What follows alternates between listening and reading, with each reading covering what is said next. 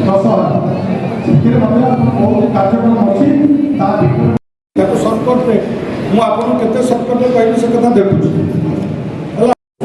ଆପଣ ଯେଉଁ ସଦସ୍ୟତା କରିବେ এটা বিভিন্ন মোর্চার বি হব সে কথা 1 ରୁ 15 অক্টোবর কହୁଥିଲି ଯେଉଁ ସ୍ୱତନ୍ତ୍ର ଭାବେ 1 ରୁ 25 ସାତ ବର୍ଷ ବର୍ଗ ଯେଉଁ କଥା କହୁଥିଲି ଜାତି ସମ୍ପ୍ରଦାୟର ଲୋକଙ୍କୁ ଭାଜପା ସହ ଯୋଡ଼ିବା 24 ନିର୍ବାଚନ ପୂର୍ବରୁ ଆମର 41 ଲକ୍ଷ ସଭ୍ୟ ସଂଗ୍ରହ କରାଯାଇଥିଲା ଯଦ୍ୱାରା କି ଆଜି ଆମେ ଜିତିଲେ ସରକାର କଲେ।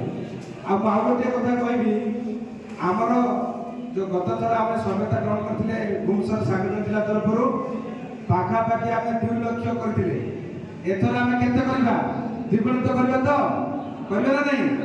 ମତେ ଲାଗୁଛି ସମସ୍ତେ ଆଗ୍ରହ ପୁରା ଉତ୍ସାହ ସହିତ ଏ ସଭାକୁ ଆସୁଛନ୍ତି ନା ନାହିଁ? ଏଇ ଲକ୍ଷ୍ୟ ନେଇ ଆମେ ଗାଁକୁ ଯିବା। ଗୋଟିଏ କଥା ଆମେ ମନେ ରଖିବା ନୂଆ ପୁରୁଣା ଏ ଦଳ ସେ ଦଳ ନାହିଁ ପାର୍ଟିର ନିର୍ଦ୍ଦେଶ ଆମେ ଯିଏ ବି ଆଗ୍ରହ ପ୍ରକାଶ କରୁଛେ ଭାରତୀୟ ଜନତା ପାର୍ଟିରେ ଯୋଡ଼ିବାକୁ ଆମେ ସମସ୍ତଙ୍କୁ ନେବା। ଆଉ ଆମେ ଗୋଟିଏ କଥା ବୁଝିବା ଦରକାର ଦାୟିତ୍ୱ କାହାକୁ ଅଛି ସେ କଥା ନୁହଁ। ଭାରତୀୟ ଜନତା ପାର୍ଟିରେ ଆମେ ଯିଏ ଅଛନ୍ତି ସମସ୍ତଙ୍କର ଦାୟିତ୍ୱ ଆମେ ଏ ପରିବାର ସଦସ୍ୟ ଆମେ ସମସ୍ତଙ୍କର ଦାୟିତ୍ୱ ये पार्टी को आम केमती आगो नेबा आगामी जो लक्ष्य रही नरेंद्र मोदी प्रधानमंत्री नरेंद्र मोदी एवं आम जो मुख्यमंत्री जो आग को जो आम भविष्य कथा चिंता करमको जदि सदस्यता यदि आम अभियान करा निश्चित भाव आम सरकार दीर्घदिन तिष्ठ रही पार तो समस्ते समस्ते आम समय संकल्प नेबा आगामी दिन निज निज दायित्व तुलाई जो 41 लक्ष्य होती आम पाखापाखि सारा ओडिशा जो 80 ରୁ 80 ଲକ୍ଷ 1 କୋଟି जो माने ढांचा रखाई भुवनेश्वर जिले आम 5 लक्ष करवा नहीं।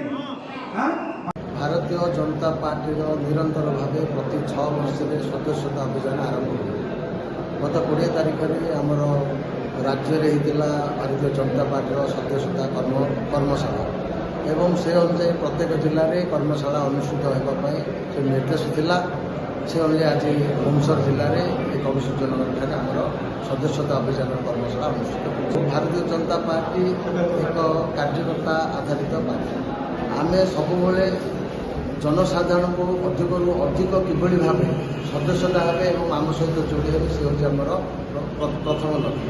से अनुसार आगामी 1 तारिख ठार आमर केंद्रीय सभापति श्रीयुक्त जगत प्रकाश नड्डा आमर यशस्वी प्रधानमंत्री श्रीयुक्त नरेंद्र मोदी प्रथम सभ्य ग्रहण करेंगे।